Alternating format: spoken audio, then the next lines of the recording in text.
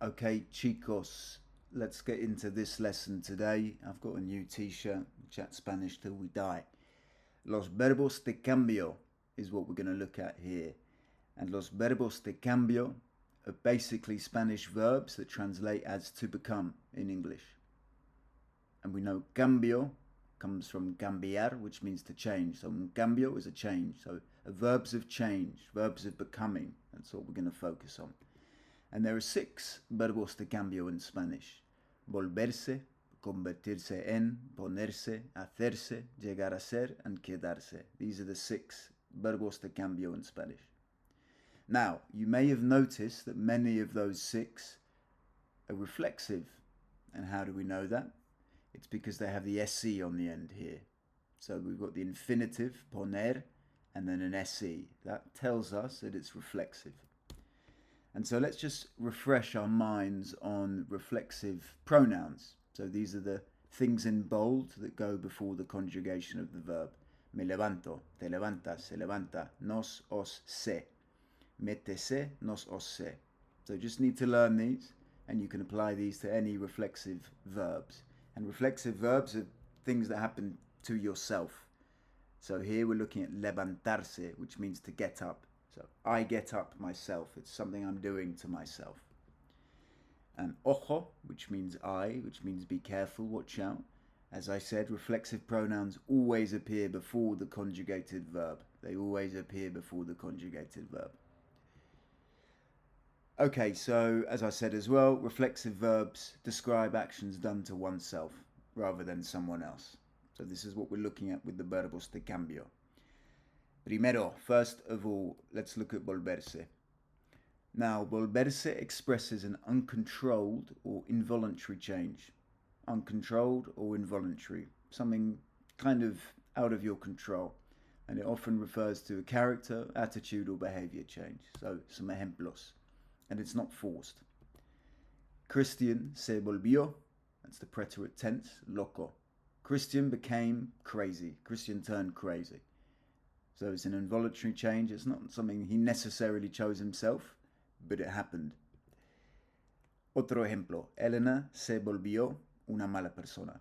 Elena became a bad person, turned into a bad person. So it's this idea of change, becoming, and volverse is about involuntary change, something kind of out of your control. So that's volverse. Number 2, convertirse en. Convertirse en indicates a major transformation or an evolution from one thing to another.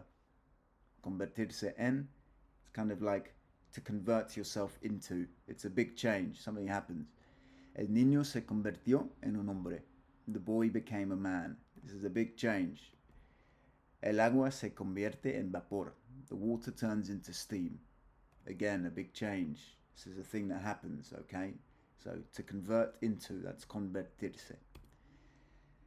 Tercero, third, hacerse. Hacerse is also a voluntary change, but it's something that required effort and dedication to achieve, and it's commonly used for professions or social roles. So it's slightly different from convertirse en. Yes, it's a voluntary change, but it's something that really takes effort to do. Me hice abogado. I became a lawyer. I became a lawyer. So this is something that requires a lot of work, because you have to train, you have to do the exams. That's why it's going to be hacerse. Martin se hizo budista. Martin became a Buddhist. Martin se hizo budista. Martin became a Buddhist. Again, something that happens. It's not involuntary. It's a decision that Martin made here, and it required effort to achieve. Okay, that's hacerse. Number 4 is ponerse. Ponerse indicates short-term, temporary, or sudden changes, usually emotional or physical. So ponerse is short-term or temporary changes. Ejemplo, los alumnos se pusieron enojados. The students became angry. A short-term change here. Se pusieron. Reflexive, se. They became. Pusieron. Preterite tense. Something, an action that's completed in the past. The students became angry. Claudia se puso roja a ver Jason. Claudia turned red when she saw Jason. Okay, it's just a change in state or emotion, kind of temporary. Llegar a ser, penultimate one, Llegar a ser expresses a gradual transformation. So to arrive. This translates to llegar, to arrive, to be. So it's a kind of gradual transformation. And it's usually positive and again achieved through effort, dedication, and time. Llegamos a ser amigos. We became friends. So it's something that eventually happens, okay? And it still requires effort and dedication, but it's slightly different to hacerse because it is, yes, it requires effort, but it's something that kind of happens eventually, okay? Steve llegó a ser el CEO de la compañía. Steve became CEO of the company. And finally, quedarse. Quedarse is used for negative physical or emotional changes, and it's often irreversible or long-lasting. María se quedó sorda después de la explosión. Maria went deaf after the explosion. Se quedó, went. So it's a change. There's verbs of becoming. So she went deaf after an explosion. And la mujer se ha quedado paralítica. The woman has been left paralyzed. Again, a negative result here. So we're going to use quedarse. So those are the 6. Volverse, convertirse en, ponerse, hacerse, llegar a ser, and quedarse. Okay? Just need to learn them. They are quite difficult, but remember, do the reflexive pronouns as well. Make sure you have those on lock, and then you can just begin to experiment with these. And as you know by now, chicos, as I always say, it doesn't matter if you make mistakes. That's the whole point. It's the fastest way to learn. We just want to get you out there, connecting with people, opening up your world, and just being more human.